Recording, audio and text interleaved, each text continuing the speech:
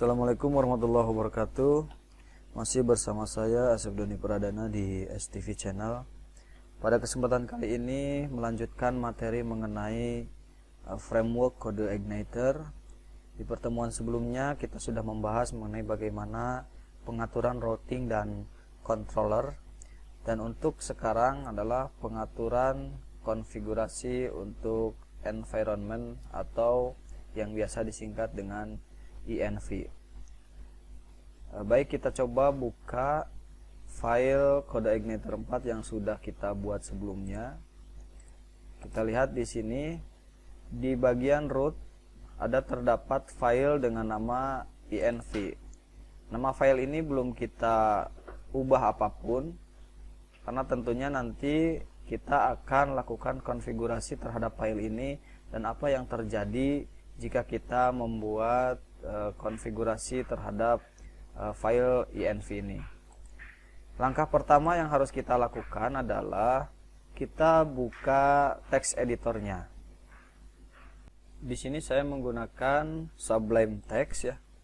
Oke, kita buka, kemudian kita pilih project, kemudian add folder project, kemudian kita pilih kode igniter 4, select folder. Ini adalah file project kita mengenai kode igniter 4. Nah, setelah itu kita buka di bagian root yaitu env. Di bagian env ini terdapat ada CI environment yang defaultnya itu adalah production. Kemudian juga ada database ya, pengaturan database juga ada di sini. Nah, yang akan saya tunjukkan di sini adalah ketika file env ini dibiarkan seperti ini, artinya defaultnya yaitu CI environmentnya yaitu production, maka kita coba jalankan terlebih dahulu halaman pertama kali kode igniternya. Kita cek ya di bagian pp ini, kemudian ke config, selanjutnya ke routes ya. Routes-nya itu mengarah ke halaman home ya, nama controllernya home, kemudian nama functionnya itu adalah index. Kita buka controller, kemudian home, nama fungsinya adalah index, dan masuk ke halaman welcome message. Kita coba jalankan halaman ini ya. Jangan lupa kita nyalakan dulu ya PHP Spark Serve-nya. Oke, setelah nyala ya dan setelah bisa dijalankan, kita buka browsernya, kemudian kita ketikkan localhost /2 8080. Nah, ini adalah halaman pertama kali ketika kita mau menjalankan kode igniter 4. Selanjutnya kita akan merubah di bagian environment-nya itu ya. Tapi sebelum ke bagian environment, kita akan salahkan dulu routingnya ya. Kita ke Sublime dulu. Nah, karena ini mengarahnya ke bagian controller home, kemudian nama fungsinya adalah index, kita coba salahkan titik komanya saja dihapus ya. Kita hapus titik komanya, kemudian kita save dan kita jalankan.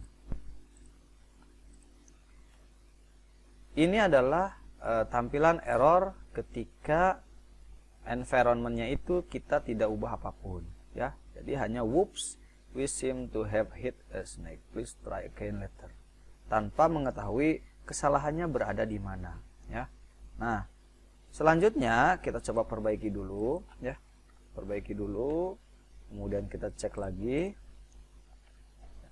Selanjutnya kita coba rubah yang environment-nya itu ya. Kita buka Sublime-nya, kemudian kita ke env, kemudian ubah CI environment-nya menjadi development. Nah, kemudian setelah itu kita save. Setelah disimpan, kita coba jalankan lagi ya. Oke, masih berhasil. Kemudian kita coba salahkan lagi di bagian controllernya. Kemudian kita save dan kita running. Oke, masih juga sama. Lantas apa perbedaannya? Ketika kita merubah env itu, maka kita juga harus merename nama file dari env itu. Jadi kita ke Sublime lagi, kemudian kita ke env-nya, kita rename, tambahkan dot di depannya menjadi .env. Setelah itu enter. Nah, ini sudah menjadi .env. Kemudian setelah itu kita hapus bagian crash di depannya. Kita save ya. Kemudian nah ini juga ada kesalahan penulisannya, development. Kemudian kita save, setelah itu kita jalankan lagi. Nah, sekarang menjadi muncul syntax error unexpected kurung kurawal. Expecting titik koma. Nah, jadi udah jelas di sini. Jadi ada error di bagian baris ke-10 ya. Nah, sebelum baris ke-10 kita cek dulu, ternyata tidak ada titik komanya.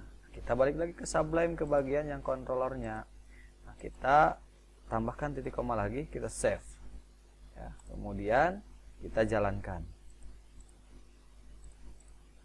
Dan berhasil. Nah, itulah gunanya pengaturan di bagian environment ya. Ketika ini modenya sebelumnya adalah production dan sekarang modenya menjadi development, kemudian kita merename namanya menjadi .env, maka kita menjadi mengetahui kesalahan apa yang terjadi di bagian source code yang sudah kita buat. Oke, itu adalah penjelasan mengenai video kali ini. Mudah-mudahan di video ini menjadi manfaat buat kita semua.